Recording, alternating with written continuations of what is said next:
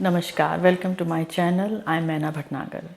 I'm the author of Unlocking Time Prediction through Krishnamurti Paddhati, Unlocking Love, Marriage, Divorce through Krishnamurti Paddhati, The Secret Bridge of Tarot and Astrology, Samay Ka Purva Alokan, Krishnamurti Paddhati Dwara, and Bricks.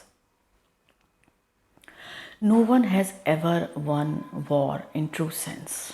Even the winner has lost a lot. Any nation can be built from scratch, but can we ever restore lives that war causes? The loss of life. Can we ever restore that? Something that only God gives us and man cannot. A strong malefic transit of planets caused a war, and man went ahead and waged a war against another of his kind. But I believe that the transitory planet will end it too. Because this is the time cycle. Everything according to astrology is decided by the transit of planet. And planets are always transiting. Someone from Abu Dhabi has asked me this question, that when will this Russia and Ukraine war end? This war that started this year in February 2022 is still going on and has caused so much loss. Sadly, there is not enough data to support the readings or the study on the war-related questions because there isn't enough research done. And for this, one has to depend a lot on the earlier authors. So to read this question, I am trying to read this through Krishnamurti Paddhati that indicates time very well, and on one of the most celebrated authors, Mr. B.V. Raman's book, Prashnamarga. In Prashnamarga, he has written that in the question of war, in one of his stanzas, he has mentioned that if the sun and moon are in diurnal signs, the invader will take over the capital. There are many other stanzas, and I find that these two are more relevant. And the second one is that there were malefics in 1st, 10th, 11th and 12th. The ruler will lose. So in this question that I have taken on 23rd of October this year 2022, the rising ascendant is Scorpio.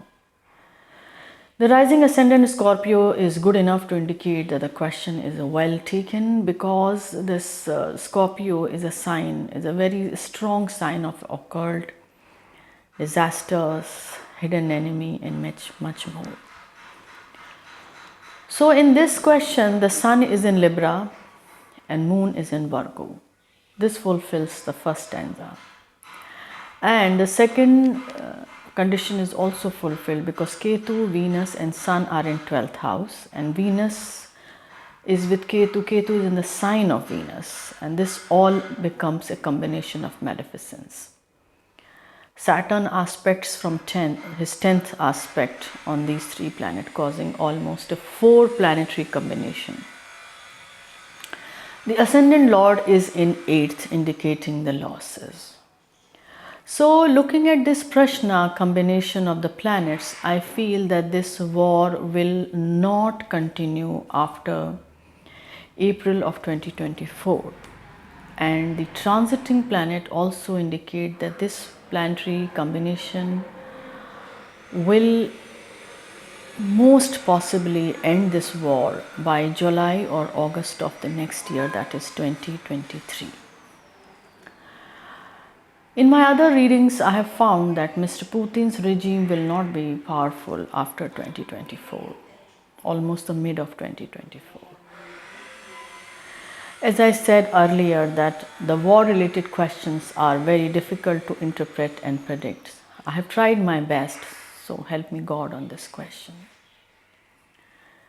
Thank you very much for watching. Please like my channel, subscribe my channel, and also please press the bell icon for new updates.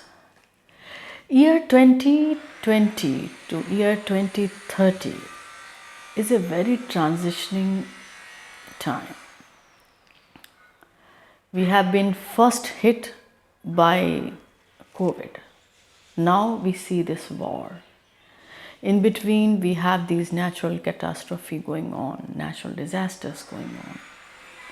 So, this is a time where we should elevate our spiritual self, rise above all petty distractions, different opinions, and rise above in thinking high. The reason is that this coming 10 years is kind of a cleansing. And when cleansing happens on the material space, we should also do it in our mental and spiritual. And apply this cleansing everywhere that we have and go in sync with nature, whether it is our living, our food, or our thought process. Because a lot is changing and is changing very fast. So to keep ourselves balanced and be able to go with this change without being hurt much, it's now going to be very important to keep the inner self strong and ourselves connected with the inner self. Thanks again. Namaskar.